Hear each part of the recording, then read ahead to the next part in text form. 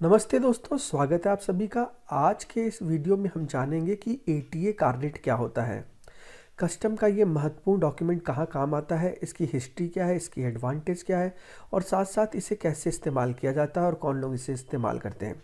तो चलिए एटीए कार्नेट को जानते हैं, जिसे कि पासपोर्ट ऑफ गुड्स भी कहा जाता है। एटीए कार्नेट पासपोर्ट ऑफ गुड्स के बारे में शुरू करूं उससे पहले मैं आपको बताना चाहता हूं पासपोर्ट के बारे में। हम सबको पता है पासपोर्ट एक इम्पॉर्टेंट डॉक्यूमेंट है जिसका उपयोग हम फॉरेन ट्रैवलिंग के दौरान करते हैं, किसी भी देश में जाने के लिए या किसी कंट्री में आने के लिए। ये महत्वपूर्ण डॉक्यूमेंट हमें साथ कैरी करना होता है। ये एक आइडेंटिटी होती है जो सिटीजनशिप को बताती है कि ये किस सिटीजन का पर्सन है। दोस्तों आगे आप देखें तो एटीए कार्नेट का जो पिक्चर कम आई है वो इस तरीके से हुई कि स्क्रीन पर आप देख रहे हैं कि एक्सपोर्ट मैनेजर है जिसे डिफरेंट कंट्रीज़ में अपने सैंपल्स को लेकर के जाना है। आप देख सकते हैं जर्मनी, चाइना, थाईलैंड, यूएई आपको दिखाई दे रहा है और इस एक्सपोर्ट मैनेजर को अपने सैंपल्स को ट्रेड फेयर में दिखाना है। अब जैसे ही ये इंडिया से निकलता है जर्मनी के लिए अपने सैंपल्स को लेकर के, ये इसने इंडिया को छोड़ा और जर्मनी पहुंचा। जर्मनी में जैसे ये पहुंचा इसने अपने सैंपल्स को निकाला, लेकिन एयरपोर्ट पे कस्टम ऑफिसर्स ने इसे रोक लिया और इससे कहा कि आप ड्यूटी पे करिए। ये पिक्चर को ध्यान से देखिएगा, इससे आपको धीरे धीरे क्लैरिटी से समझ में आने लगेगा कि क्या है यहाँ पे हो रहा है। तो जैसे ही ये इससे ड्यूटी की डिमांड करी गई, ये परेशान हो गया। इसने इस ऑफिसर से बात करी और बोला कि भाई मैं यहाँ पर टेम्परेरी आया हुआ हूँ, कुछ सैंपल्स हैं मेरे साथ में जिन्हें मैं एक ट्रेड फेयर में दिखाने के लिए आया हूँ। लेकिन कस्टम ऑफिसर ने नहीं सुना, उससे कहा कि आप ड्यूटी दीजिए। अब ये एक्सपोर्ट सेल्स मैनेजर परेशान हो गया, ये काफ़ी परेशान हुआ। इसे लगा कि जिस कंट्री में भी मैं जा रहा हूँ वहाँ मुझे ड्यूटी देनी पड़ रही है, हर कंट्री में अलग अलग ड्यूटी देनी पड़ रही है और सैंपल्स पे मेरी ड्यूटी लग रही है। तो ये काफ़ी ज़्यादा परेशान हो गया।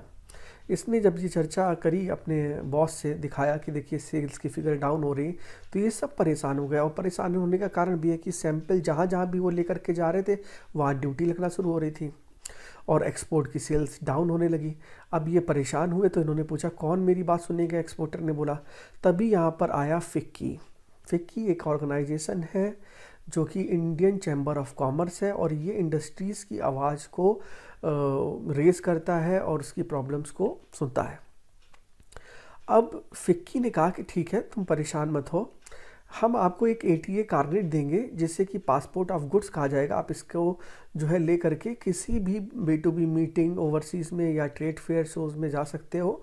लेकिन एक बात याद रखना कि 1 साल के अंदर आप कहाँ भी जाओगे ट्रेड फेयर वगैरह में तो ड्यूटी पे आपको इम्पोर्ट नहीं लगेगा। लेकिन जैसे ही आप वहाँ से वापस आओ आपको ये कार्नेट वापस करनी होगी मेरे को। तो एक्सपोर्टर काफ़ी खुश हो गया क्योंकि उसे जो डिफरेंट ड्यूटी लग रही थी वो अब उसके सैंपल्स पे नहीं लगेगी। लेकिन फिक्की ने एक बात ये भी बोली कि ये जो सैंपल लेकर के जा रहे हो, ये सैंपल आप आगे सोल्ड नहीं करोगे, ये मतलब इससे अपने साथ में आपको वापस ला करके आना पड़ेगा और वो भी साल भर के अंदर। तो ये आप स्लाइड में देख रहे हैं। तो आगे यही हुआ, एक्सपोर्टर ने फिक्की की बात मानी और मानते हुए एटीए कार्नेट को ले करके डिफरेंट कंट्रीज़ में गया और जैसे ही वो पीरियड साल भर के पहले उसने कार्नेट को वापस कर दिया फिक्की को। मैं एक बार फिर से आपको दिखाना चाहता हूँ कि कैसे ये कार्नेट को लेकर के एक्सपोर्टर का जो मैनेजर था वो डिफरेंट कंट्रीज़ में गया और विदिन 1 ईयर उसने कार्नेट को फिक्की को वापस कर दिया और उससे कोई भी ड्यूटी नहीं लगी कार्नेट की वजह से। तो दोस्तों यहाँ से स्टार्ट हो गया एटीए कार्नेट की जर्नी। अगर इसे ध्यान से समझे तो ये पासपोर्ट ऑफ गुड्स है और इंटरनेशनल कस्टम का डॉक्यूमेंट है जो कि अलाउ करता है टेम्परेरी टैक्स फ्री और duty free entry of goods इस 1 साल तक के लिए। इस गुड्स को जो है एटीए कार्नेट की वजह से आपको ड्यूटी नहीं देनी पड़ेगी। लगभग 80 कंट्रीज़ जो है एटीए कार्नेट पे हैं और कुछ कंट्रियाँ और भी ऐड हो रही हैं। अब इसके अगर नाम की बात करी जाए तो एटीए कार्नेट का जो नाम है बेसिकली जो फर्स्ट 2 वर्ड्स हैं वो एटी यानी एडमिशन टेम्परेरी एक फ्रेंच वर्ड से डिराइव्ड है और लास्ट के 2 वर्ड जो है वो इंग्लिश वर्ड टेम्परेरी एडमिशन से डिराइव्ड है। इन दोनों को मर्ज कर दिया गया तो एटीए बन गया और कार्नेट का मतलब है एक परमिट। तो यहाँ पर हमने एटीए और कार्नेट की मीनिंग को समझा।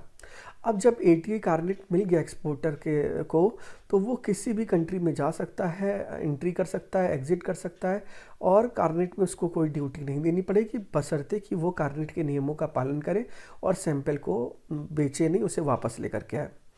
तो यहाँ पर एक ट्रेड फैसिलिटेशन भी हुआ कार्नेट की वजह से। इसकी हिस्ट्री की अगर बात करूं, इतना इंपॉर्टेंट तो नहीं, फिर भी बता देता हूं आपकी नॉलेज के लिए कि 1954 में कस्टम ट्रिप्टिक्यू वगैरह चला करती थी, इवन WTO से पहले की बात है। और फिर उसके बाद कॉमर्शियल सैंपल्स के लिए ACS आया और 1963 में ATA कार्नेट आया। यहाँ पे आपको एक डॉक्यूमेंट भी दिखा रहा हूँ जो गेट पीरियड यानी WTO से पहले जो general agreement on trade tariff चलता था, उस समय कस्टम्स ट्रिप्टिक्यू, यहाँ पर आप देख सकते हैं, कस्टम्स ट्रिप्टिक्यू यूज़ हुआ करती थी कॉमर्शियल सैंपल्स के लिए। फिर इसके बाद अगर देखें तो ECS आ गया, ECS को भी यूज़ किया जाने लगा कॉमर्शियल सैंपल्स के लिए, और उसके बाद में ATA कार्नेट आ गई। स्क्रीन पर आपको एक स्पेसिमेन दिखाई दे रहा है कि ये किस तरीके से कार्नेट दिखती है, और यहाँ पर डिफरेंट जो है होल्डर का नाम जो अप्लाई कर रहा है उसका सारी डिटेल्स होती है, और उसके साथ साथ कई कंट्रीज़ की इन्फॉर्मेशन दी होती है कि जिस जिस कंट्री में ये एप्लीकेबल है, इसे आप देख सकते हैं। अब इसके बाद ये बात करी जाती है कि इसे कौन कौन यूज़ कर सकता है। तो यहाँ पर मैंने एग्जांपल के लिए 5-6 बता रखा है, जैसे बिजनेस हाउसेस हैं, सेल्स एग्जीक्यूटिव है, कोई एग्जीबिटर है, या फिल्म क्रू है, यशराज फिल्म्स को जाना है लंदन में शूटिंग करने के लिए, तो वो जो अपने साथ जो कंपोनेंट्स लेकर के जा रहे हैं उस पर ड्यूटी वगैरह नहीं लगेगी अगर कार्नेट आपके साथ है। प्लेयर वगैरह भी यूज़ कर सकते हैं और इंजीनियर यूज़ कर सकते हैं। ये लंबी लिस्ट है, बट मैंने आपको एग्जाम्पल के तौर पर समझाया। कौन कौन से गुड्स अलाउ है, तो कॉमर्शियल सैंपल्स अलाउस है, प्रोफेशनल इक्विपमेंट अलाउ है, फेयर एंड एग्जीबिशंस में जो आइटम है वो अलाउ है, सेल्स प्रमोशन का आइटम्स अलाउ हैं। क्या नहीं अलाउ है, अल्कोहलिक बेवरेजेस, वाइन्स, लीकर, ये अलाउ नहीं है। पेरिशेबल गुड्स, अंडे, कंज्यूमेबल आइटम्स और आइटम्स ऑलरेडी सोल्ड, ये आइटम्स अलाउड नहीं है। तो देखिए ना, ATA कार्नेट एक इतनी अच्छी चीज़ है जिसने ड्यूटी फ्री इंपोर्ट जो है वो अलाउ कर दिया कि आप ट्रेड फेयर इसमें पार्टिसिपेट करते हैं तो आपको ड्यूटी नहीं देनी पड़ेगी। ये मैंने आपको एक्सपोर्ट इंपोर्ट के एंगल से बताया।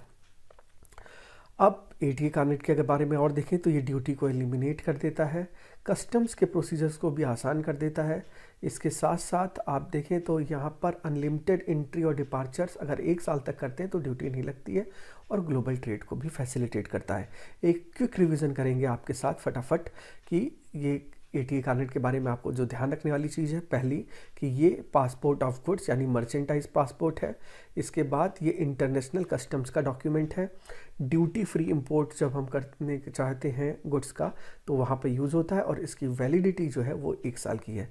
दोस्तों, उम्मीद कर रहा हूँ आपको ये जानकारी अच्छी लगी होगी। Thank you so much.